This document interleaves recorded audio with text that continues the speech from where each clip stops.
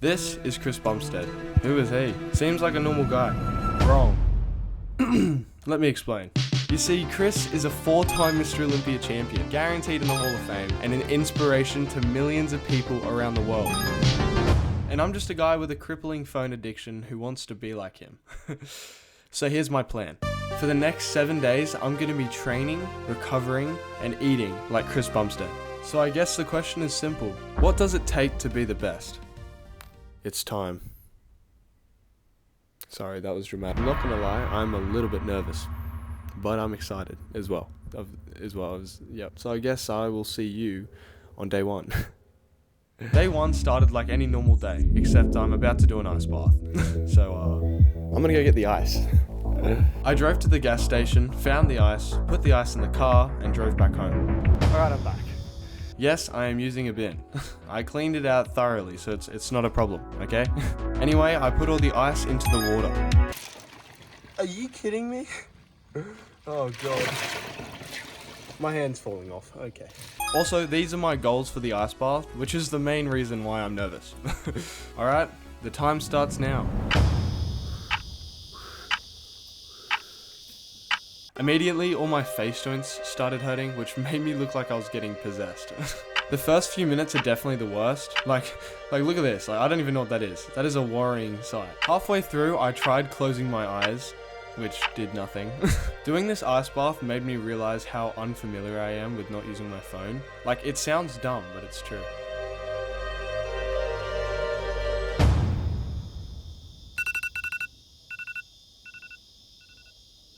Oh, thank God. I can't move. I completed the 8-minute ice bath, but I'm not looking forward to the 10-minute one on day 3. Anyway, time for some breakfast. All of the meals that I have during the 7 days have all been measured up to the exact same amount Chris has. Yes, I am taking it that seriously. Okay? Pancakes! These are the macros for the first meal. I'm also going to show the total macros at the end of day 1. A few hours after that, I had my second meal, which was the classic bodybuilder dish. Chicken, rice, and beans. Moments after I finished that meal, the unthinkable happened. Not gonna lie, I just had a 30-minute nap. I was tired, okay? But now I'm gonna eat more food, and then go to the gym. So then I had more food and went to the gym. Once I arrived, I warmed up to get ready for my first exercise, bench press. Yeah, it's my favorite exercise, so what, okay? Then I swiftly moved over to shoulder press, followed up with lateral raises, and then some cable flyers supersetted with tricep pull downs, finishing off with dips. Session done. Time to get some food.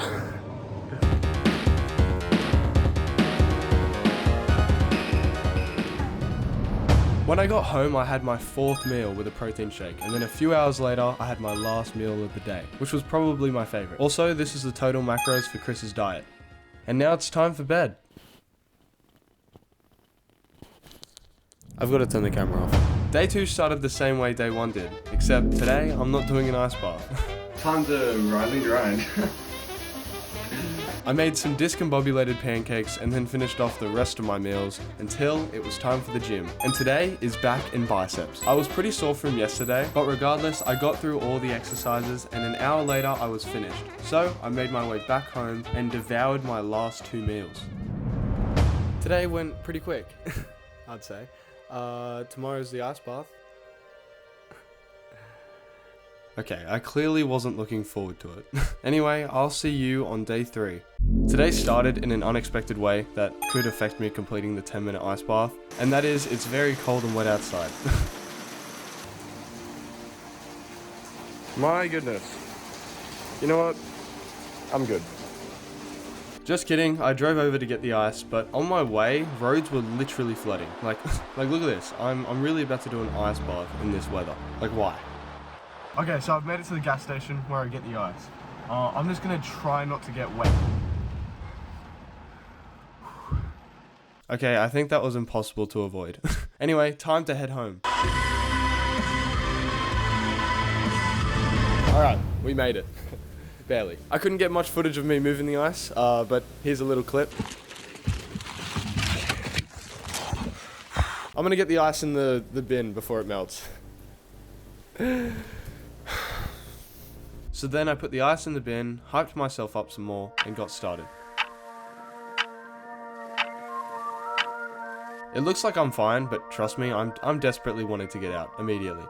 But on the topic of desperately wanting something, ever since I was 10 years old, I've wanted to make videos as my job. So in hopes of fulfilling this, I'm making it a goal to hit 100,000 subscribers before the end of the year. Which to me sounds a bit far-fetched, but it would mean a lot, so please subscribe.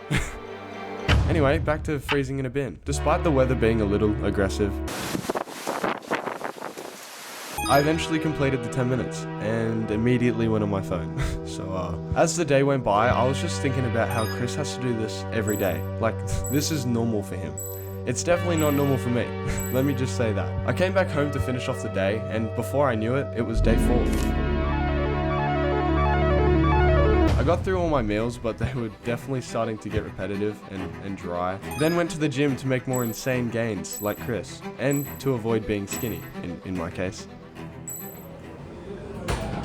I'm home.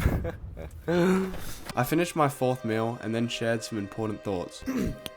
Alright, so tomorrow is a big day. Reasoning is because I'm doing my last ice bath, which is 12 minutes. Do you believe in me? Do you really?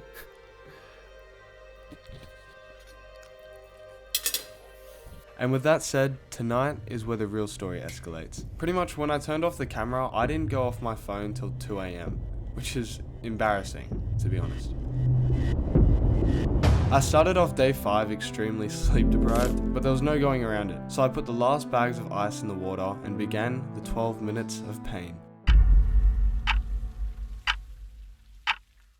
After the first 2 minutes, things started to calm down, but it was around 8 minutes in and I got a second hit of cold, which didn't happen before. And then 10 minutes had passed and I was seriously thinking about getting out. My whole body felt off, but I persevered, and... let's go! I did it! I won't be doing that again for a while, that's for sure. After that successful ice bath, I continued through my day like all the other ones. And even though I was feeling pretty tired through most of it, I eventually completed the workout. And then, it was day 6.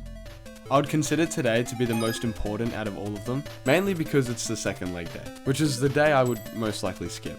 But it seems like I was in luck, because one of the machines I needed was out of order, so I did what any normal gym enthusiast would. Day 6 came to an end and I packed away the last meals of this challenge, and then went to bed. Day 7 went pretty quick, because today was a rest day. This is in fact the last meal of the 7 days. It's pretty sad. I'm not gonna lie, I went to bed that night happy it was over. But reflecting on the past 7 days, I realized that I spent a lot of my time on my phone instead of focusing on what I was actually doing. And I can't help but think, what does that really mean if you want to be the best?